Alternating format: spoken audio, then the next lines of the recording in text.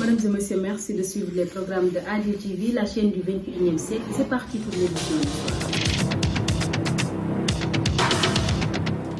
L'actualité de ce mercredi, rejet de sa dernière demande de liberté provisoire, le prêcheur Oustaz Assane Seck reste en prison. Son dossier transmis au parquet. Lancement gestion budgétaire 2024. Le ministre des Finances et du Budget, M. Mamadou Moustapha Ba, donne les détails. Première édition, Journée nationale de l'équité, la pénibilité des femmes en milieu rural au cœur du discours du président de la République, Macky Sall. Après la rencontre avec leur ministre de tutelle, les boulangers rassurés par les engagements pris par le ministre du Commerce. C'était tout pour les titres. Le développement, c'est dans une poignée de secondes. Bonsoir à toutes et à tous. Le Centre international de conférence Abdou Diouf SICAD a abrité hier mardi 16 janvier la première édition de la Journée nationale de l'équité. Cette première édition du genre retenue sous le thème l'équité sociale et territoriale au cours du plan Sénégal émergent constitue un espace pour vulgariser les résultats des projets et programmes d'équité en vue de mettre en relief la pertinence et la justesse des politiques volontariaristes de l'État du Sénégal en matière de réduction des disparités territoriales et sociales. Suivons le discours du président de la République, Macky Sall, au micro de Babacar Sow. Sont également une source de confiance des populations dans les politiques publiques qui sont déclinées sur le terrain au-delà des pétitions de principe que nous entendons ça et là. En somme, il ne s'agit pas seulement de déclarer l'équité, mais de la pratiquer en lui donnant un contenu concret. Le ñuy wax ci wolof daj lamb daj, c'est ça, lamb daj. Un contenu concret qui sort des chantiers battus.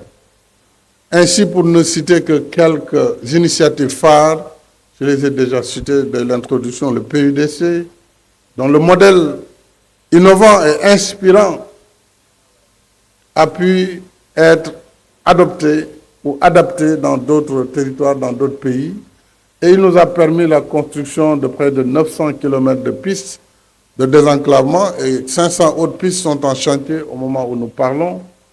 L'électrification de près de 1000 villages déjà livrés, avec 600 qui sont en chantier.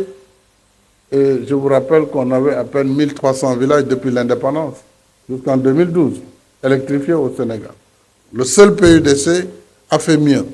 Alors, je ne parle pas de laser et des autres programmes du ministère. Du nouveau dans l'affaire Oustaz Assane Seck de la Sen-TV, le juge chargé de l'instruction de l'affaire a déclaré irrecevable sa dernière demande de mise en liberté provisoire avant de clôturer le dossier. D'après Libération qui donne l'information, ce pro-Sonko en détention préventive depuis le mois de mai dernier et su son 5e refus du genre.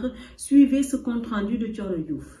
Du nouveau dans l'affaire Oustaz Assane Seck, en effet, le juge a déclaré irréversible la dernière demande de mise en liberté provisoire, 5e du genre avant la clôture du dossier. Selon les informations du journal Libération, le juge a pris une ordonnance de règlement et son dossier a été transmis au parquet pour son réquisitoire définitif.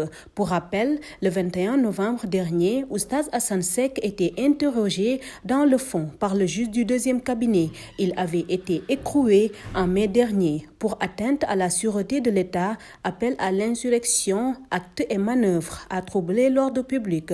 Il avait été arrêté auparavant par la sûreté urbaine à Sébikotane. Oustaz Assane Seck avait été interpellé à la suite d'une émission télévisée dans laquelle il affirmait soit Ousmane Sonko est candidat et il gagnera l'élection, soit il n'est pas candidat et le pays brûle.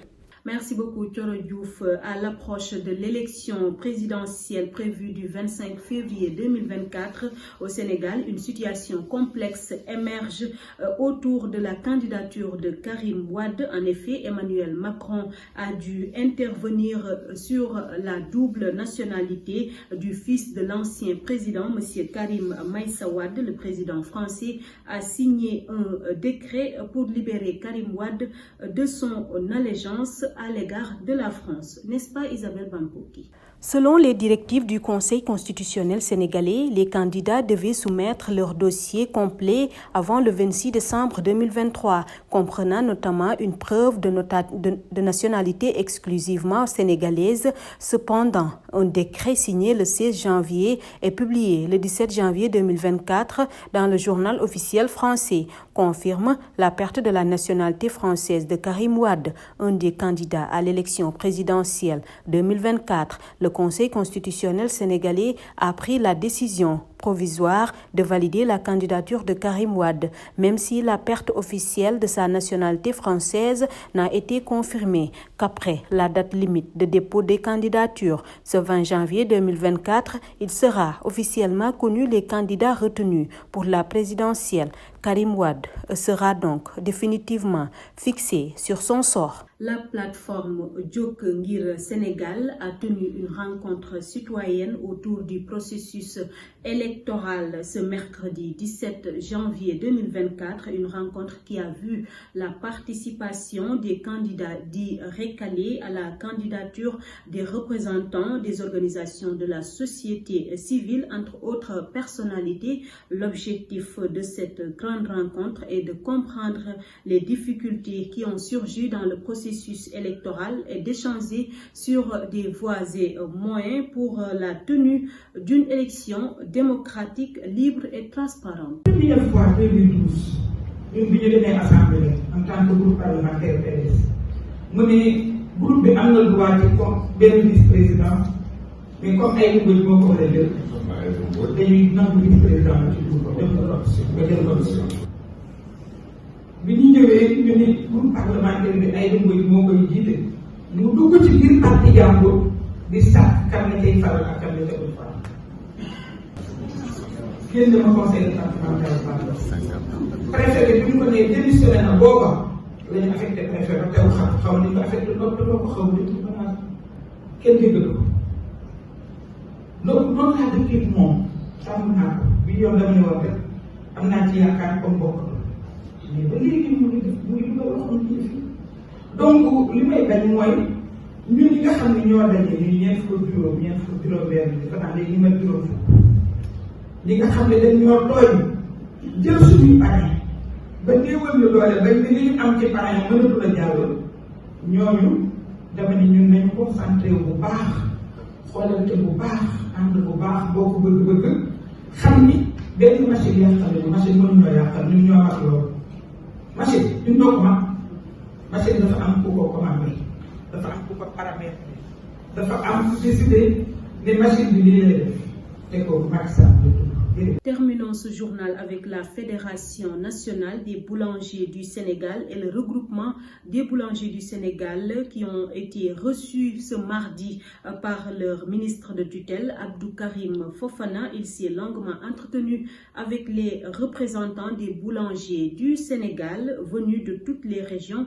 D'après Joseph Diab, porte-parole des boulangers du Sénégal, les boulangers se disent rassurés par les engagements pris par le ministre du Commerce Abdou Karim Fofana, de la consommation et des PME, allant dans le sens de soutenir davantage le secteur.